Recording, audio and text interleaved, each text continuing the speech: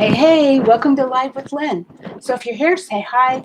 If you're watching the replay, be sure to type replay so I know you were here. I'm Lynn Huber, and I appreciate you being here today. So today I'm going to talk about don't let that negative voice in your head hold you back. You know, most of us are familiar with that negative voice in our head, right? In fact, every one of us struggles with it from time to time. You know, the one that tells us that we're not good enough and that we should stop trying or that we're not worthy. I mean, we all have that chatter in our head all the time, that mind chatter. And you know, if we're not careful, it can go more towards that negative than towards positive, and that's something we need to be aware of, right? And of course, that negative voice is going to be there. It's always going to be there at times, more maybe for some more than others. But just because that voice exists doesn't mean we're stuck with it. There's a number of ways to stop that negative talk in your head that are surprisingly effective. So self-confidence, positivity, and mental clarity can be cultivated, even if it's difficult. And utilizing these tricks can help ensure that we don't actually listen to that pesky person inside our head telling us we can't accomplish what we want. You know, most of us are our own worst critics, right? Shutting down the negative voice allows your confidence, your self-esteem, and your energy to flow and be powerful, not powerless. So we can't always make that pessimistic voice disappear completely, but we can lessen it and not allow it to drive our actions or hold us back. I have some ideas for helping to get that negative voice out of your head. So the first one is acknowledge the thought. So rather than try to push the thought out of your head, acknowledge that it's there. You know, most of us just allow it to happen and we take it for truth without bothering to believe that we have the power to change it. So acknowledge the thought. Write it down when you hear that negative voice.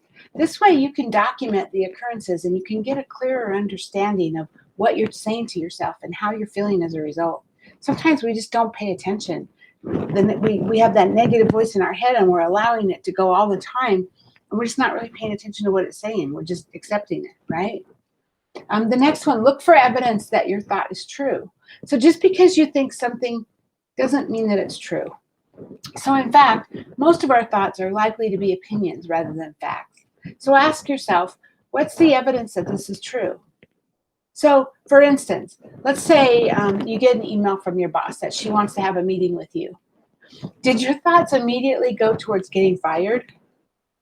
In that example, what evidence do you have that you're about to be fired? Write it down. Create a list of the evidence that supports your thoughts. Excuse me. So perhaps you called in sick for a couple of days in a row recently, or maybe you missed a deadline on an important project a month earlier. Write it down, list as many reasons as you can. And then look for evidence that your thought isn't true. So then create a list of reasons why your thought might not be true. You know, so in the example about your boss wanting a meeting, why would it not be true that you're about to be fired? You know, maybe you're one of the hardest workers on your team. So yeah, maybe you already came up with the thought that you've been called in sick a couple of times, but overall, maybe you're one of the hardest workers on your team and your boss knows that. Hi, Deb. Good morning. Good to see you. So you know that your boss rarely fires people without good reason. Or maybe you've been called into meetings with the boss before and never gotten fired, right? So if you struggle to find contrary evidence, which sometimes can be common if your emotions are running high, you know, ask yourself, what would I say to a friend who was having this problem? If your coworker said to you, well, I'm about to get fired, likely you're going to be able to conjure up some reasons why that might not be true, right? So give yourself the same consolation that you would give to someone else. Use the double standard method. So most of the time we're a lot harder on ourselves than we are on other people, right? So next time that negative voice crops up, try treating yourself with the same courtesy that you would a friend. Talk to yourself the way you would talk to a friend. You know, most of us judge ourselves really harshly. We're all harder on ourselves than we are on anybody.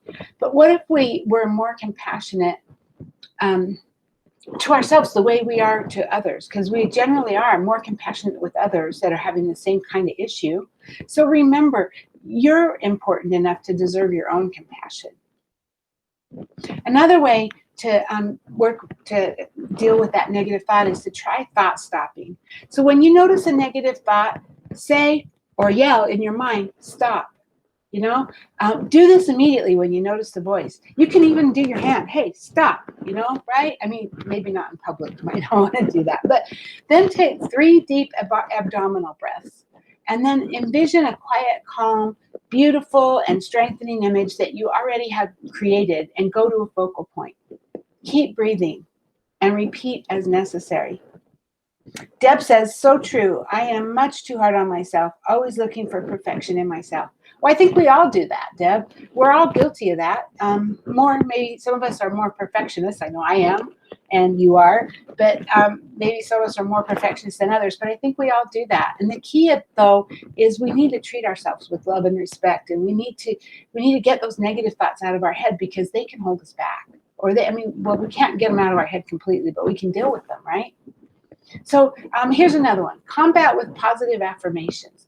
So paying attention to being kinder and more gentle to yourself is more powerful than most of us think. Positive affirmations can be really effective to replace that negative voice in your head.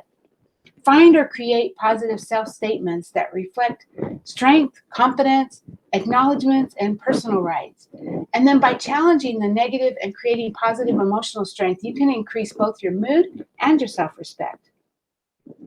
Another thing you can do is name that negative voice. So give your negative voice a name.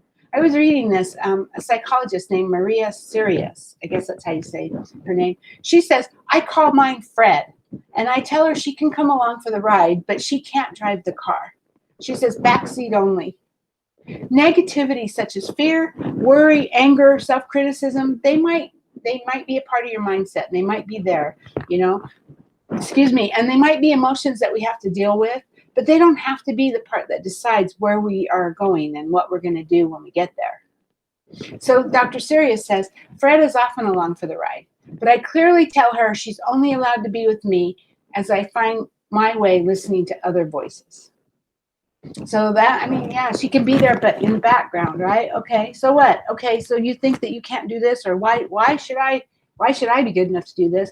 Just push it aside and say, no, I'm not listening to you right now. You go to the back seat. I've got other things I want to think about, right? So another way to handle that, hi, Georgie, good to see you. Another way to handle that is to immediately pair the negative thought with a positive and. So when you have a negative thought, immediately pair it with a positive and. So for example, I completely messed up that conversation and I am worthy anyway. Or I hate this job and I have the strength to figure out how to create a new path. Pairing a negative with a positive ending does 2 important things to our brain. First, it reminds us that we are in control of our thinking, and we can shape our day by shaping our thinking. It's one of the only things we have control over, right? I talk about this all the time, is like how successful we are is 10% on what happens to us and 90% on how we respond. And our thinking is a lot of how we respond, right? So if we have that, pairing that negative with a positive ending, that kind of makes us, or reminds us that we're in control and we can shape our thinking. And second, we begin to trigger more often those parts of our brain that elevate optimism, positive self-regard, and creativity. And then share your thoughts with someone. When that negative voice is running rampant, it can lead you to make bad decisions, or maybe no decision. That's probably the most common, right? So instead, call a friend that you can trust and ask if you can borrow their clear mind for a time. Because their mind maybe isn't clear all the time, but it's clear on this subject, right? Because you're the one that's in the middle of it. You're the one that's emotionally involved. And so their suggestions might not always be the perfect ones, but it opens your mind, right? When you hear other ways of thinking, it frees up your mind to see things differently. And when you're seeing things differently, you can remind yourself that negative thoughts can exist, but they don't have to be the deciders in any one moment. We all suffer from that cruel negative voice from time to time. So whether it's you calling yourself names or you always talking yourself out of trying something new, try using one of these tricks to banish the thoughts as much as possible. You might never get rid of the negative self-talk completely, and that's fine. We all have it from time to time.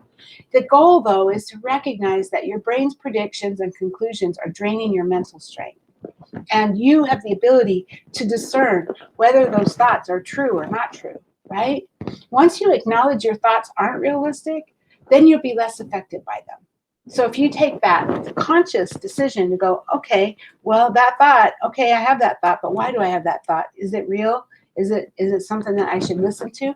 If you can acknowledge that it's not realistic, then you're not going to be as affected. And responding to your thoughts in a healthy way will reduce the discomfort and unproductive behavior that accompanies the negative thinking. And the more you practice replacing your negative self-talk, the more equipped you'll be to reach your greatest potential. After all, you're never going to become your best if you're constantly beating yourself up and dragging yourself down, right? So, hey, now I'd love to hear from you. How about you? Do you suffer from negative self talk? What kinds of things help you to quiet that negative voice in your head? Please share your thoughts with us in the comments below. I would love to hear your stories. Thank you, Deb and Georgie, for being live with me today, and anyone else who might be live who just hasn't commented, and anyone who's watching the replay. I appreciate you. So go out there, have an amazing day, and I will see you soon. Bye-bye.